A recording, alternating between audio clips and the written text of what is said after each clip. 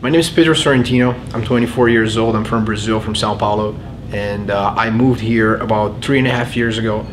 Now I live in San Francisco, but I was living before in Boulder, Colorado. I went there for grad school, and I already had a hard time as a foreigner, as the first foreigner for the grad school program that I went to. I helped Colorado University actually create the process of receiving international students for this specific program, and once we actually worked on that, I came here before with a J1 visa, and there was like an interesting limitation where apparently there's a chart that says that if you are from country X, which in this case is Brazil, studying Y, it's mandatory that as soon as you graduate you need to get out. So if you want to come back again, go to Disney World, spend a bunch of money on Mickey Mouse, that's fine, but if you want to stay here and actually add value, you can't. So ultimately, during my time in school, there were two things that I did. One was that I started my first company, and the second one was that I was looking for a way to get a waiver for that. So I worked with the Brazilian Embassy in DC and the Department of Homeland Security, and after 7 months I got a waiver. I was able to, in 14 months, sell my first company in Brazil. So the company was also based there. I was the only founder working on Skype. And after we sold that company and I got the waiver, I had a choice.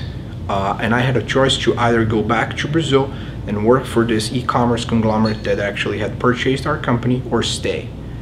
And for me, the only option that I had to stay, it wasn't like, oh yeah, let's start the presence of our company in the United States and create jobs here. It was more about like, can I find a company that is willing to sponsor me so I can transition from a J1 visa to an H1B? And luckily I was able to find a fantastic company, and I have an amazing job today. Regardless if it's on my job or it was in school or if it was creating my company, there's a reason why we want to stay here.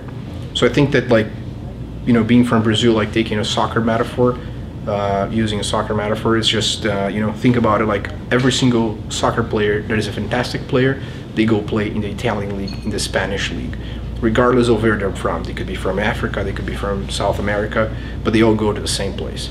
That's the same thing for high impact entrepreneurs or tech people. Like, we want to be at the place where we can relate and have the entire ecosystem at our disposal. And after I decided not to go back to Brazil when we sold the company and stay, I got the job at the company, and the company sponsored my visa. My application for an H1B got denied. So that's when I was like, okay, what's going to happen now? I sold my company. I left a bunch of stock and money in the table to stay because I really wanted to learn. I felt like I always had the choice of going back home and starting a company. That is not going away anytime soon. I am from Brazil, and that's fine. But staying here, with the learning opportunities that we have and the fantastic abilities of actually creating things out of thin air as entrepreneurs, is not available like at all, like every day. So I decided to stay, get the job, but then when the visa got denied, I had to go back. And then the company decided to keep me as a contractor long distance in Brazil. And then we filed for an appeal to actually try to reverse the decision. That's when I'm really grateful for Senator Bennett's office. He was able to actually provide me a letter of recommendation, and I believe that not every single person that gets their H1B application denied is fortunate enough to get a letter of recommendation from a federal senator. But it's good that there are people now wanting to change this, because I think people with our profile, we're not here to steal jobs. We're not here to generate disruption. We're here to contribute, build, collaborate, and also learn. So ultimately, I love my job today.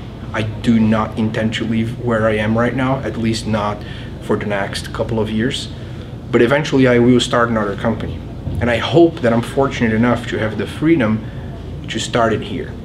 Mainly because I think that this is by far still the best place to start a company if you want to go global.